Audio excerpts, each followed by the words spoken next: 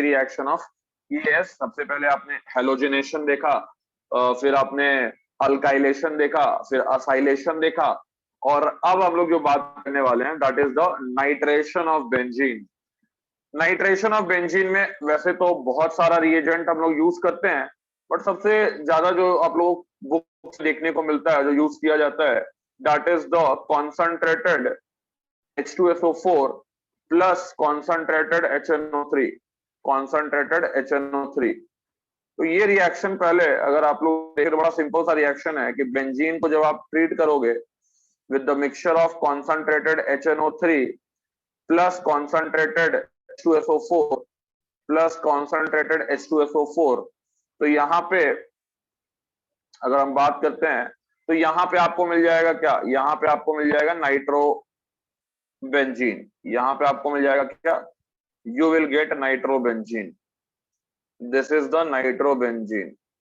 Mechanism जो 100% EAS mechanism है, और मैकेनिज्म में क्या हुआ है, तो सबसे पहली चीज तो ये हुई है कि आपको ये याद रखना है कि H2SO4 जो है इज मोर एसिडिक। ठीक है, H2SO4 जो होता है वो ज्यादा एसिडिक होता है, is more acidic then HNO3। ठीक है, H2SO4 is more acidic than HNO3। तो जब H2SO4 ज्यादा एसिडिक है HNO3 से, तो in that case what will happen. अब देखो यहाँ पे अगर मैं बात करूं तो H2SO4 तो क्या रिलीज करेगा यार, H+ रिलीज करेगा। तो H2SO4 तो H+ रिलीज करेगा, साथ में मैं HNO3 का स्ट्रक्चर बना ले रहा हूं, तो this will be the structure of HNO3। ठीक है, ये होगा तुम्हारा HNO3 का स्ट्रक्चर। ठीक है, this is the structure of HNO3। अब इनका रिएक्शन होगा, और रिएक्शन होने के बाद, ठीक है, इनका रिएक्शन होगा और रिएक्शन होने के बाद क्या होगा, सबसे पहले तो ये H+ जनरेट कर रहा है, और ये H+ जाके नाइट्रोजन के ऊपर जो OH ग्रुप लगा है इसको प्रोटोनेट कर देगा, तो इसका लोन पेयर H+ एक्सेप्ट करेगा, and after that what you will gate N double bond O, this is oxygen, OH2 positive, और फाइनली ये यहां से बाहर निकलेगा, और बाहर निकलने के बाद आपको मिल जाएगा NO2। ठीक है, NO2 और नाइट्रोजन पे आ जाएगा पॉजिटिव, यही है आपका required electrophile. This is your required electrophile. अब ये जो रिक्वायर्ड इलेक्ट्रोफाइल आपने बनाया है, that required electrophile will attack on the benzene ring. ये रिक्वायर्ड इलेक्ट्रोफाइल बेंजीन रिंग पे अटैक करेगा। ठीक है, ये इलेक्ट्रोफाइल जो है वो बेंजीन रिंग पे अटैक करेगा, and after that you will get what, Wheland complex. तो आपको वीलैंड कॉम्प्लेक्स मिल गया, यहाँ आ गया पॉजिटिव चार्ज, बाद में HSO4- जो है ये इस H+ को वापस निकाल लेगा, and you will gate benzene again, मतलब कि एरोमेटिसिटी वापस आ गया। तो जैसा मैकेनिज्म हम लोग बार बार पढ़ते थे वही मैकेनिज्म है, कुछ नया नहीं है मैकेनिज्म। अब यहाँ पे देखो कुछ सवाल जो हैं आपके दिमाग में उठने चाहिए। सबसे बड़ा सवाल ये है कि हम क्यों माने, हम लोग को बचपन से पढ़ाया गया है 10 से कि HNO3 भी स्ट्रॉन्ग एसिड है, और हम लोग को यह भी बचपन से पढ़ाया गया है कि H2SO4 भी स्ट्रॉन्ग एसिड है। आपने दोनों का रिएक्शन करा के क्या बना दिया, आपने दोनों का रिएक्शन करा के क्या बना दिया, एक तो आपने मान लो H3O+, ठीक है, ये बन गया, उसके बाद यहां से आप अगर देखें तो NO2+ जनरेट हो रहा है, साथ में HSO4- जनरेट हो रहा है। जल्दी बोलो, यही हो रहा है बेसिकली, NO2 पॉजिटिव जनरेट हो रहा है, H3O+ जनरेट हो रहा है कि नहीं, और फिर NO2+ जो है वो तुम्हारा इलेक्ट्रोफाइल की तरह बिहेव कर रहा है। ये जो है तुम्हारा it will behaving like an electrophile, it is behaving like an electrophile, it is behaving like an electrophile. तो सबसे पहले तो आपके मन में ये सवाल आना चाहिए कि बचपन से हम लोग को पढ़ाया गया है कि दोनों स्ट्रॉन्ग एसिड है, और अभी लिख दिया गया है कि चलो एक लाइन कि यार H2SO4 स्ट्रॉन्ग एसिड है HNO3 से, और फिर उसको प्रोटोनेट करा दिया HNO3 के OH को, मतलब कुछ भी। ठीक है, अब इसका आप लोगों को चाहिए एविडेंस, विदाउट एविडेंस आपको मजा नहीं आएगा। एविडेंस, ठीक है, एविडेंस किसके लिए, for the formation of, evidence for the formation of, evidence for the formation of NO2+ ion. नहीं तो करने के लिए आदमी कुछ भी कर सकता है केमिस्ट्री में, लेकिन हम लोग को चाहिए what is the evidence for the formation of NO2 plus ion. NO2 plus ion बनने का एविडेंस क्या है, व्हाट इज द एविडेंस। कैसे मान लें कि HNO3, आज तक तो कभी नहीं हुआ था कि H2SO4 HNO3 को प्रोटोनेट मतलब स्ट्रॉन्ग एसिड दूसरे स्ट्रॉन्ग एसिड को प्रोटोनेट कर सकता है, यहाँ पे क्यों प्रोटोनेशन हो गया, व्हाट इज द एविडेंस। तो पहले आप इतना लिख लो, उसके बाद हम लोग एविडेंस पे आते हैं। हाँ भाई हर्ष भैया, क्या एविडेंस दोगे यार। तो फिर बाद में जाके तुमसे अगर कोई ये बोले कि यार हर चीज तो रटवा दिया जाता था, तो तुम्हारे पास everything in chemistry also has certain evidence. Sometimes it is worth to give evidence और समटाइम उतना वर्थ नहीं रहता है, समझ में आता है, कॉमन चीजें होती है तो समझ में आता है कि ऐसा कोई खास एविडेंस का जरूरत नहीं है। बट यहाँ में हमको एविडेंस चाहिए, एविडेंस चाहिए कि कैसे HNO3 को H2SO4 प्रोटोनेट करता है और कैसे मान ले कि NO2 प्लस जनरेट करने के लिए आपने प्रोटोनेशन कराया, सीधी सी बात है। और दोनों के दोनों बहुत स्ट्रॉन्ग एसिड है, मतलब है एक दूसरे को प्रोटोनेट कर दे, यानी HNO3 एक तरह से क्या दिख रहा है तुमको कि HNO3 is behaving like a base, और NO2 प्लस का आपको अच्छा कॉन्सेंट्रेशन मिल रहा है, नाइट्रोबेंजीन का अच्छा यील्ड मिल रहा है, ठीक है। तो इसका सबसे बड़ा एविडेंस जो है वो ये है कि मान लो तुम्हारे पास H2SO4 का सोल्यूशन पड़ा हुआ है, ये मतलब हम लोग क्या डिस्कस कर रहे हैं, we are discussing about the evidence, we are discussing about the evidence, ठीक है, we are discussing about the evidence. हमारे पास यार H2SO4 सोल्यूशन है, मान लेते हैं इसका बॉइलिंग पॉइंट इज T1, इसका बॉइलिंग पॉइंट कितना है यार, T1 है। अब अगर इसमें जब HNO3 मिलाया जाता है, ठीक है, BP is equal to T1 before addition of HNO3, before addition of HNO3, okay. और यहां पे ये HNO3 जब तुम मिलाए तो उसके बाद जो देखने को मिला बड़ा ही चौंकाने वाला बात था। H2SO4 HNO3 ये मिला कॉम्बिनेशन, बट बॉइलिंग पॉइंट जो हो गया वो हो गया 4T1। ये हुआ आफ्टर एडिशन ऑफ HNO3। दिमाग का दही हो गया, दिमाग हिल गया हम लोग का। अरे यार किसी चीज का वॉल्यूम बॉइलिंग पॉइंट मान लो 50 डिग्री सेल्सियस है, कुछ भी मिला दियो उसमें 200 डिग्री सेल्सियस, समझ लो 4 fold increase in boiling point, 4 fold increase in boiling point. हाँ जी सौम्य कुमार प्रेजेंट हो क्लास में?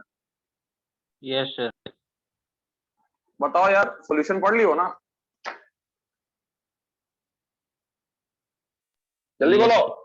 हाँ सर। तुम ही बता सकते हो कि सॉल्यूशन पढ़ लियो, तो तुम सॉल्यूशन अगर पढ़ लियो तो बताओ कारण क्या है बॉइलिंग पॉइंट इंक्रीज करने का। एक टॉपिक पढ़ा था ना सॉल्यूशन में, टॉपिक का नाम क्या था? Vapour pressure. वेपर प्रेशर गधा कहीं का, क्या पढ़ा है सॉल्यूशन? एक पढ़ा था topic elevation in boiling point, पढ़ा था? Yes sir. Yes sir. अरे नालायक आदमी, एलिवेशन इन बॉइलिंग पॉइंट जब पढ़ा है, ठीक है, तो 4 गुना बॉइलिंग पॉइंट बढ़ गया। पढ़ा तो खाली पढ़ने के लिए पढ़ा, हम तो यार फिजिकल केमिस्ट्री हम क्या बोलते हैं कि हर फिजिकल केमिस्ट्री का बहुत सारा चीज हम ऑर्गेनिक में यूज करना पड़ता है एविडेंस, तो सॉल्यूशन में जो तुमको पढ़ाया गया वो यहाँ यूज कर रहे हैं हम लोग। एलिवेशन इन बॉइलिंग पॉइंट हो गया बेटा। एलिवेशन इन बॉइलिंग पॉइंट जो हुआ ये सिर्फ अभी एक आदमी को समझ में आएगा, तुम लोग खाली नोट कर लेना। ये हुआ due to increase in the number of ions, due to the increase in number of ions, ठीक है। पहले अगर देखा जाए तो पहले आयंस कितना था यार H2SO4 के अंदर, जब H2SO4 था तो आयंस कितना था H प्लस एंड यार क्या H प्लस और क्या था HSO4 माइनस था ना। जल्दी बोलो यस नो। Yes sir. अब बेटा जब तुमने HNO3 मिला दिए, अब जब तुमने HNO3 मिला दिए तो नंबर ऑफ पार्टिकल्स या नंबर ऑफ आयंस जो था, नंबर ऑफ पार्टिकल्स या नंबर ऑफ आयंस जो था वो बढ़ गया। क्या क्या बन गया? H3O प्लस बन गया, 2HSO4 माइनस बन गया, और क्या बन गया? और तुम्हारा NO2 प्लस बन गया, ठीक है। और तुम लोग आगे चल के सोल्यूशन में पढ़ोगे delta TB is equal to क्या रे I इंटू KF बोल रहे KB, के पढ़ा है ये वाला? यस सर, क्या रिप्रेजेंट, आई क्या रिप्रेजेंट करता है? आई क्या रिप्रेजेंट करता है? Want of factor sir. Want of factor किस पर डिपेंड करता है डायरेक्टली? नंबर ऑफ पार्टिकल पे ना। Yes sir. हाँ, तो नंबर ऑफ पार्टिकल बढ़ेगा तो डेल्टा टी भी बढ़ेगा, यानी डिप्रेशन, ये सॉरी एलिवेशन बढ़ेगा, तभी तो तुम्हारा डेल्टा टीबी चेंज जो है वो बढ़ रहा है। जल्दी बोलो। Yes sir. तो van't Hoff factor is directly proportional to number of particles, और वेंट ऑफ फैक्टर जितना बढ़ेगा डिप्रेशन या डिप्रेशन इन फ्रीजिंग पॉइंट, ठीक है, डिप्रेशन इन फ्रीजिंग पॉइंट जो है, अरे यार मैंने थोड़ा सा यार ये कर दिया, सॉरी सॉरी, माफ कर दो मुझे। यहाँ पे यार मुझे बॉइलिंग पॉइंट नहीं लिखना चाहिए था, यहाँ मैंने थोड़ा गलती कर दिया, ये बॉइलिंग पॉइंट नहीं, ये फ्रीजिंग पॉइंट है, सॉरी। और यहाँ पे अगर मैं बात करूं, कहाँ गया? हाँ, यहाँ पे मैं बात करूं तो ये जो होता है ये 4 गुना घट जाता है। मैंने उल्टा बोल दिया सारा कुछ, इसको आप लोग सही कर देना। ये हो जाएगा T1/4, और यहाँ पे यार 4 फोल्ड डिक्रीज बोल देना, 4 fold decrease, this is 4 fold decrease, इसलिए 4 fold decrease in freezing point, मतलब फ्रीजिंग पॉइंट 4 गुना कम हो जाता है, ठीक है। तो ये दिस इज एलिवेशन भी एक टॉपिक है, बट यहाँ एलिवेशन नहीं, यहाँ डिप्रेशन देखने को मिल रहा है फ्रीजिंग पॉइंट। तो यहाँ पे होगा depression in freezing point, depression in freezing point, ठीक है। और अगर मैं बात करूं तो ये फिर इक्वेशन में ये वाला जो पार्ट होगा, ये पार्ट हो जाएगा के एफ, ठीक है, and this is also T F. और रीजन वही रहेगा क्या सर? हाँ, रीजन वही है, रीजन वही है, नंबर ऑफ पार्टिकल्स बढ़ गया जिसकी वजह से डेल्टा, मतलब मान लो कि H2SO4 का सपोज करो कि 4 डिग्री सेल्सियस पे, 4 डिग्री सेल्सियस पे H2SO4 को फ्रीज होना था, बट अब वो 4 डिग्री पे नहीं हो रहा है, अब वो 1 डिग्री सेल्सियस पे, 4/4 कितना हो गया? 1 डिग्री हो गया ना। अब वो 1 डिग्री सेल्सियस पे फ्री हो रहा है, तो डेल्टा TF जो है वो कितना हो जाएगा? वो कितना हो जाएगा? 4 - 1 यानी 3। हाँ सर। हाँ, तो वही, तो आई यहाँ पे जो वेंट ऑफ फैक्टर है ये नंबर ऑफ पार्टिकल्स पे डिपेंड करता है। तो जब तुमने H2SO4 में HNO3 मिलाया ना, तो नंबर ऑफ पार्टिकल्स बढ़ गए, नंबर ऑफ आयंस बढ़ गए, जिसकी वजह से फ्रीजिंग पॉइंट जो था वो 4 फोल्ड डिक्रीज कर जाता है। तो 4 फोल्ड अगर हम बात करें कि डिक्रीज कर गया तो कहानी खत्म है फिर। नोट करो, यही एविडेंस है। और भी एक एविडेंस है, that is mass Raman spectroscopy जो मैं बोलता हूँ, वो तुम लोग के आउट ऑफ स्कोप है, तो वो भी नहीं बताएंगे। ये वाला तुम्हारे रिलेटेड है सॉल्यूशन चैप्टर से, इसलिए मैंने बता दिया। Other reagents, other reagents, other reagents, other reagent, अरे ये एक मिनट, ये शायद रिकॉर्डिंग में भी गलत चला गया होगा, इसको करेक्ट कर देते हैं। हाँ, इसको रिकॉर्डिंग में थोड़ा गलत चला गया था शायद, ये फोल्ड डिक्रीज होगा फ्रीजिंग पॉइंट में, ठीक है, इसको करेक्ट कर लीजिएगा अब, ठीक है, अब क्लियर कर सकते हैं हम लोग। चलो, अदर रिएजेंट्स तुमको दिया जा सकता है, other reagents for nitration, other reagents for nitration of benzene. तो इसमें तुमको यार अलग अलग तरह से दे सकता है, जैसे कॉन्सेंट्रेटेड HNO3 प्लस ग्लेशियल लिख देगा। अब इसका हर का मतलब है, मतलब अभी नहीं डिस्कस करेंगे, बस अभी रिएजेंट बता देना है, टाइम मिलेगा फ्यूचर में तो बता देंगे क्या मतलब है ग्लेशियल एसिटिक एसिड का। अभी रिएजेंट याद रखना, concentrated HNO3 plus glacial acetic acid से, मतलब कि acetic acid at very low temperature. इसके अलावा N2O5 भी यूज किया जा सकता है in presence of carbon tetrachloride या कोई नॉन पोलर सॉल्वेंट। इसके अलावा अगर हम लोग बात करें तो CH3 C double bond O ONO2, इसका भी यूज किया जा सकता है, असाइल नाइट्राइल बोल सकते हैं इसको।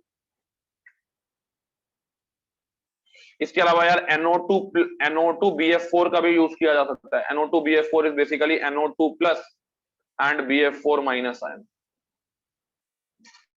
इनमें से कोई भी रिएजेंट अगर दिया रहेगा आप लोगों को तो अब आप लोग के लिए नया नहीं है, now you can easily predict कि व्हाट विल, मतलब नाइट्रेशन होने वाला है, फटाफट नोट कर लो इसको। इतना डीप में जाएगा नहीं, लेकिन फिर भी अगर दे दिया तो क्या करेंगे, सबका मैकेनिज्म वैसे ही है, नॉर्मल एक ही तरह का EAS मैकेनिज्म है, बट सारा रिएजेंट का काम एक ही है, एंड दैट काम इज व्हाट, दैट काम इज नाइट्रेशन ऑफ बेंजीन। कोई भाई सबने नोट कर लिया? जल्दी बोलो यस नो।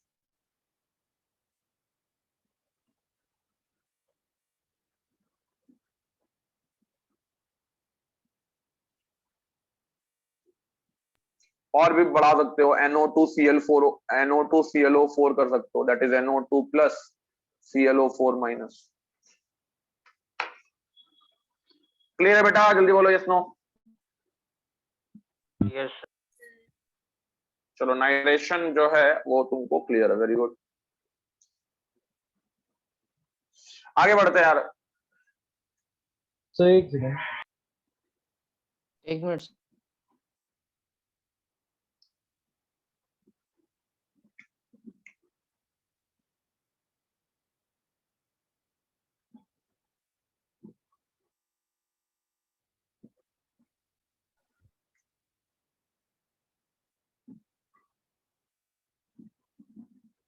हो गया?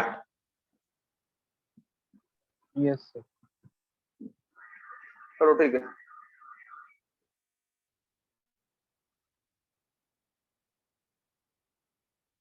हाँ भाई, नेक्स्ट जो है इसमें अगर हम लोग बात करें तो पॉलीनाइट्रेशन ऑफ बेंजीन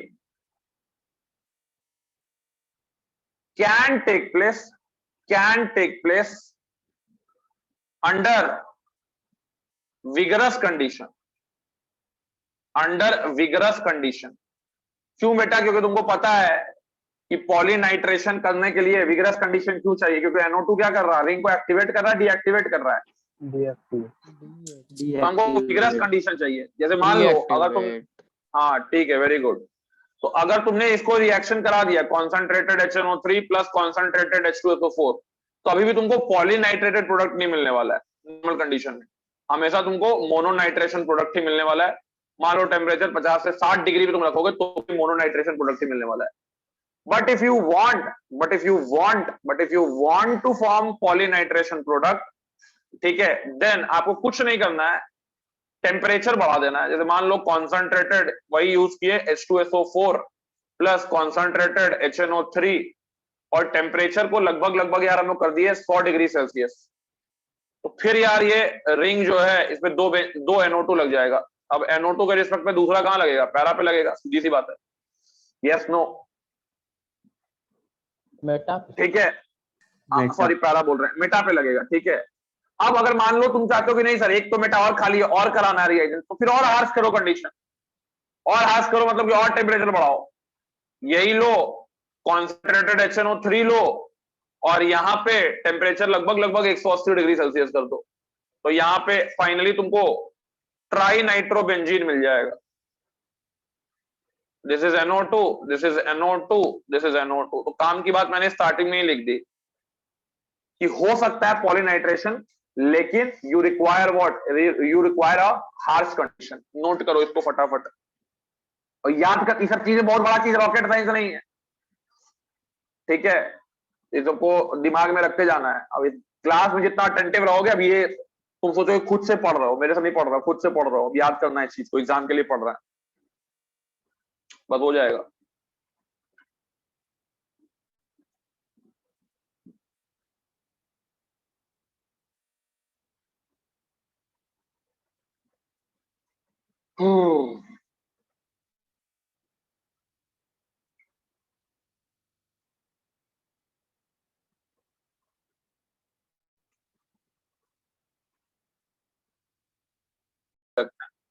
मैं तो क्वेश्चन पहले कराया करता था, लेकिन चलो वो मैं भी टॉपिक ही से बता देता हूँ। टॉपिक है यही है, नाइट्रेशन से रिलेटेड, नाइट्रोसेशन ऑफ बेंजीन,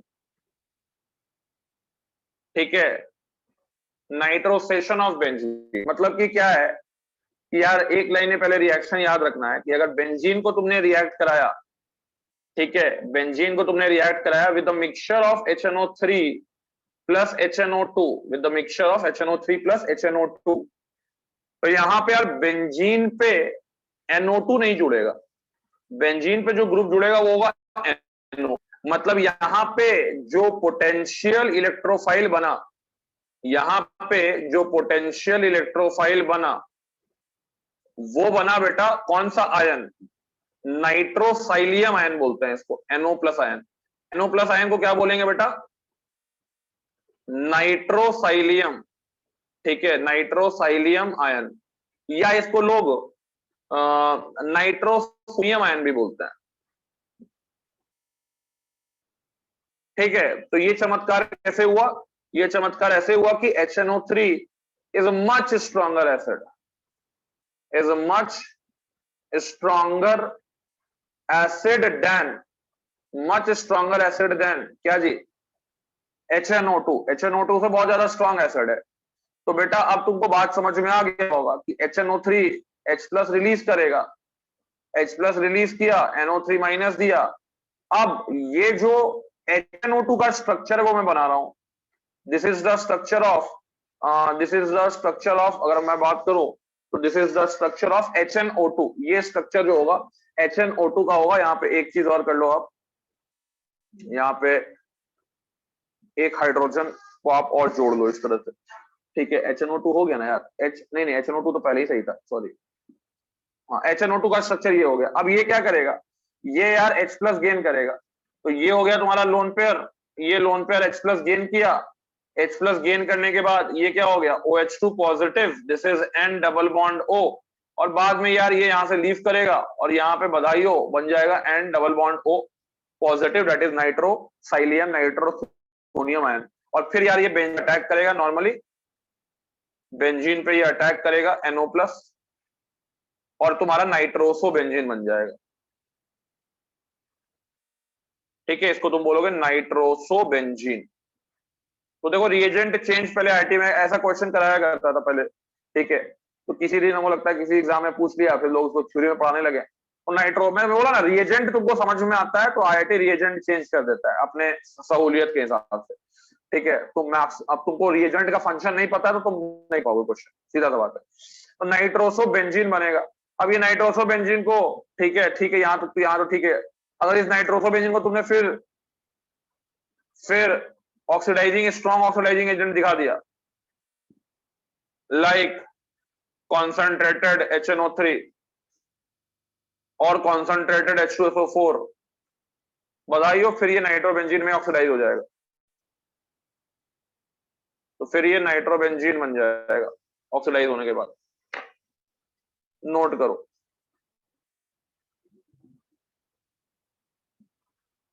को डीएक्टिवेट कर रहा है। वेरी गुड, अब ये रिंग को डीएक्टिवेट कर रहा है।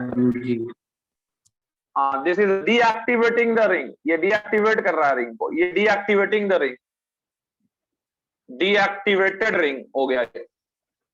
अब डीएक्टिवेटेड रिंग हो गया तो अब खुद बताओ, क्या इसमें NO2+ आके जुड़ना पसंद करेगा?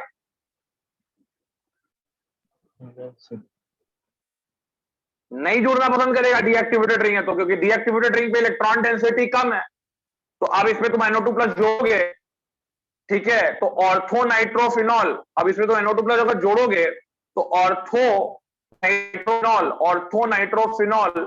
नाइट्रोफिनॉल या फिर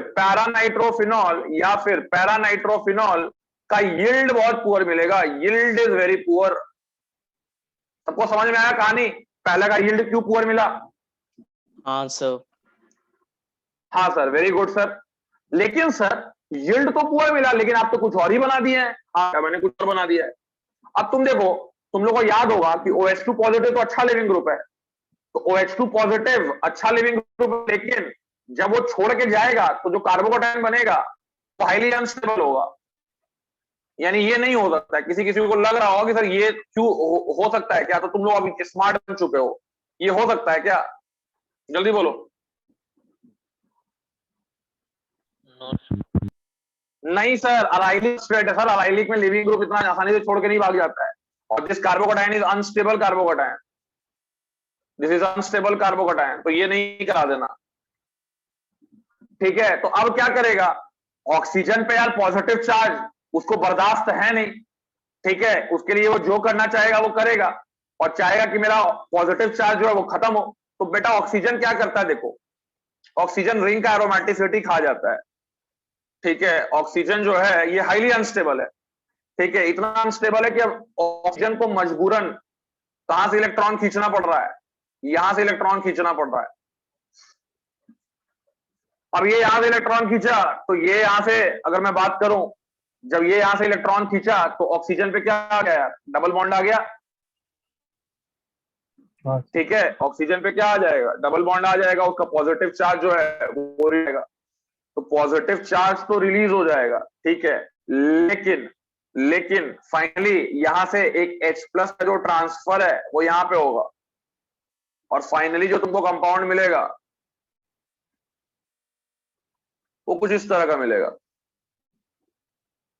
अब ये भी कंपाउंड स्टेबल है, क्योंकि यहां पे ये भी स्टेबल है because of high bond energy of C double bond हो,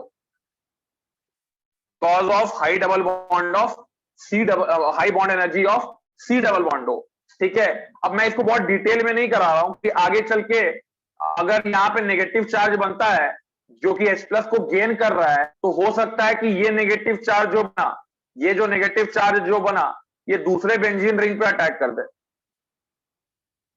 जैसे ऐसे बन रहा है ये डबल बॉन्ड हो, नेगेटिव चार्ज जो H प्लस गेन कर रहा था, ये हो सकता है दूसरे बेंजीन रिंग पे अटैक कर दे, या आप कह सकते हो दूसरे फिनॉल पे अटैक कर दे, ठीक है। तो in that case the combination will be what, ठीक है, द कॉम्बिनेशन विल बी, जो मैंने सेकंड कंपाउंड बनाया, तो दोनों का मिक्सचर बनेगा, ये डबल बॉन्ड, ये double bond, this is double bond, ये डबल बॉन्ड, ये डबल बॉन्ड, ये double bond O, and this is double bond O। क्यूनॉन बोलते हैं इसको, क्यूनॉन। मलेरिया का मच्छर को मारने का ये एक तो केमिकल है, क्यूनॉन। Yes sir. तो इतना पढ़ने का जरूरत नहीं है, बस बता दिए कि वो जिसका यील्ड हमको चाहिए था उसका यील्ड क्यों नहीं मिल रहा है। तो उसका यील्ड इसलिए नहीं मिल रहा है क्योंकि OH2 पॉजिटिव डीएक्टिवेट हो जा रहा है, और OH2 पॉजिटिव रिंग को डीएक्टिवेट कर दे रहा है।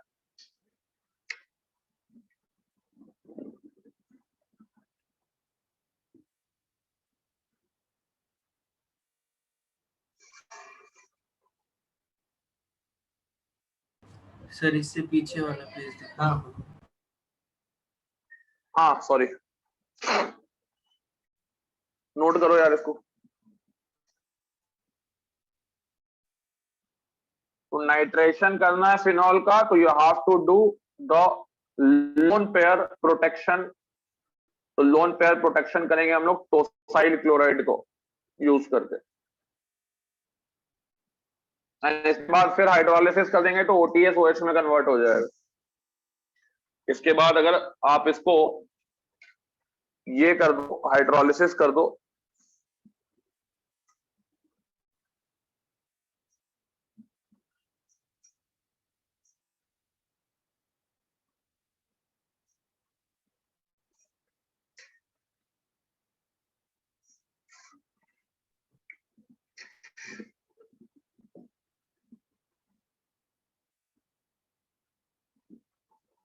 Done, sir.